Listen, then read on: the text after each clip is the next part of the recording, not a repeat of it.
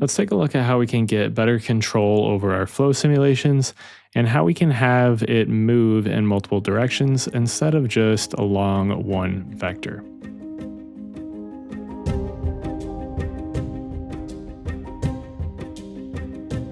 So I'm in a CopNet here. Let's go ahead and just drop down our flow block. And then I'm going to drop down an SDF setup, which just gives us these two nodes. This is a recipe that I made. But we can drop down that. Let's lower our radius. And then I'm going to wire this into our flow block. Before I do that, though, I do want to do a mono to RGB. That way we don't have that opacity there because I don't really like that opacity. So in order to understand how to fix kind of any issues or how to make this move, we need to understand how this is actually going to work. So normally we would drop down like maybe a fractal noise or something, and we can wire that into our temperature. And if we press play, we're going to get some movement in here. It's going to go up just because that is the buoyancy direction that we have set. We can turn that buoyancy down or off, and we can get rid of some of that movement. We can leave it as is. If we were to wire in, let's say, a constant to this, go ahead and wire that into our temperature. If I press play, you can see we get that movement just kind of straight up. If I take that value and set it to 0, we're going to have no movement whatsoever. And then if I set this to be a UV and wire this into our velocity input, if I press play, we're going to get this movement kind of up and to the right. If I set this to be 0, then we don't get any movement whatsoever. So in order to have some movement going in any direction, we need to give it either a temperature or a velocity. So let's go ahead and give a fractal noise for our velocity input. Whoops. If I press play, you can see that we get this movement. We get some noise in this, but we have it still moving up and to the right. We don't necessarily want that. We want it to be moving outward kind of from the center. So if I were to take this constant, let's say, wire that back into our velocity here. This is set to 0, 0. I go ahead and set that back to the default. We said that moves up and to the right. If I were to change this to be -1, this is going to move it up and to the left now. And then if I set this to -1, we're going to get that down and to the left. And then if I have this a positive value, this is going to give us down and to the right. So this first value is going to be either left or right, and this second value is going to be up or down. So we can take this and we can use a UV map now, and we can use that knowledge to give us this UV map. We're going to keep this set to image, and I can wire this into our velocity. And you can see that this is going to give us nothing. If I set this to be the texture space, we get that movement kind of up and to the right. So you saw we have these green and red values and yellow values depending on what we have with this constant. That's just because this is going to be in this texture space, which would be from, if we look at this, let's actually go ahead and open up a composite view. If I look at this UV map, if I right click and inspect, you can see we have 0, 0 down here, and then we've got 1, 1 up here, and then over here we've got 0, 1, and we've got 1, 0.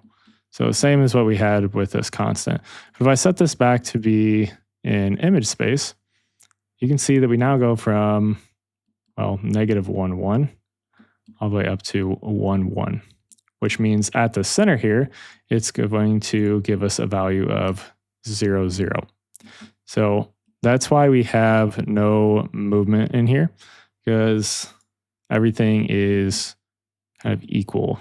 It's being pulled in equal directions. If I look at our velocity here, it's just kind of black.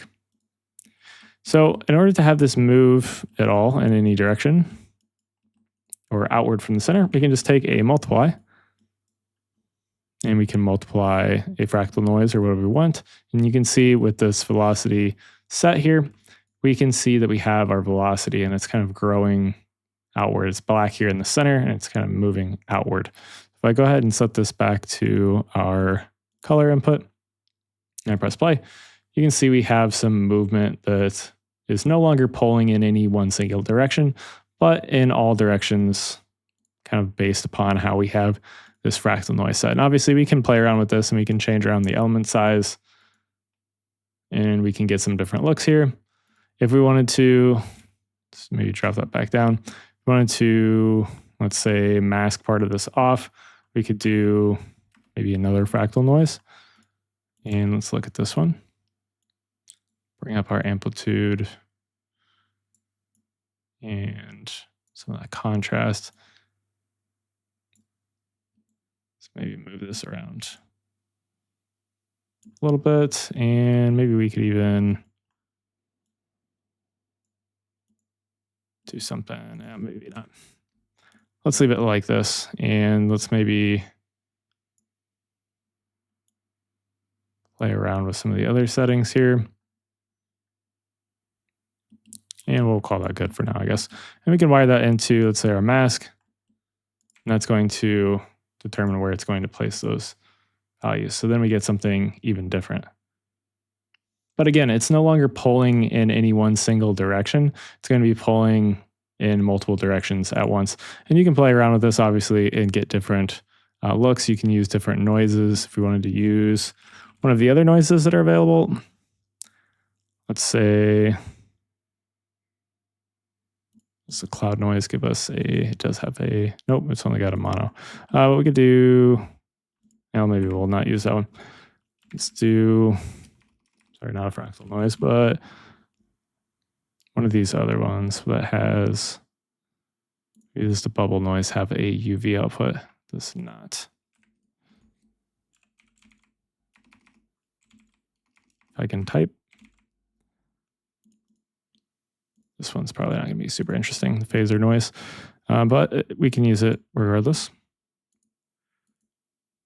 And we get some kind of weird stuff going on there. And obviously, we can disable that fractal noise that's driving that mask. And we can get something interesting here as well. So this is maybe how you would start out with getting some sort of like a fluid blotch type of effect. You'd obviously want that to not move in one general direction, but kind of outwards from the center. And then you can, play around with the different values and really dial that in. And obviously you can change around your input here as well. So if we want to do a fractal noise for our input, we can do that and get some weird stuff going on here. But we don't have this general upward movement that we would have if we just use this fractal noise for the velocity here. So you no longer have that. You have just kind of a movement that's a little bit more controlled and just outward from the center. So it's more like instead of the noise moving it along a single vector, it's going to be moving it kind of along like maybe the gradient of the actual noise itself.